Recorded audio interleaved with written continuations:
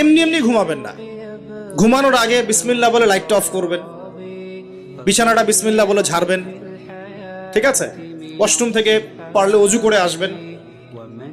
মশারি দিচ্ছেন, lights off করছেন, পাত্র যেগুলো আছে সেগুলো একটু ঢেকে রাখবেন বিসমিল্লাহ বলে, দরজা লাগাবেন বিসমিল্লাহ বলে। এরপর 3 বার পড়বেন সূরা ইখলাস একবার, সূরা ফালাক একবার, সূরা নাস একবার, পরে হাত একত্রিত করে ফু দিয়ে গা মাসাহ করবেন। এই কাজটা 3 বার করবেন। একবার আয়াতুল কুরসি পড়বেন, সূরা বাকারার 255 নম্বর আয়াত, আল্লাহু লা ইলাহা ইল্লা হুয়াল হাইয়ুল কাইয়ুম, এটা শেষ পর্যন্ত। এরপর সূরা বাকারার শেষের 3টা আয়াত পড়বেন, লিল্লাহি মা ফিস সামাওয়াতি, এখান থেকে ফানসুরনা আলাল কওমিল কাফিরিন পর্যন্ত। তারপর ডান কাতে পাশ ফিরবেন, বলবেন আল্লাহুম্মা বিইসমিকা আমুতু ওয়া আহইয়া। হাত নিবেন, হাতে গুনতে থাকবেন সুবহানাল্লাহ সুবহানাল্লাহ সুবহানাল্লাহ 33 বার, আলহামদুলিল্লাহ আলহামদুলিল্লাহ আলহামদুলিল্লাহ 33 বার, আল্লাহু আকবার আল্লাহু আকবার আল্লাহু আকবার 34 বার।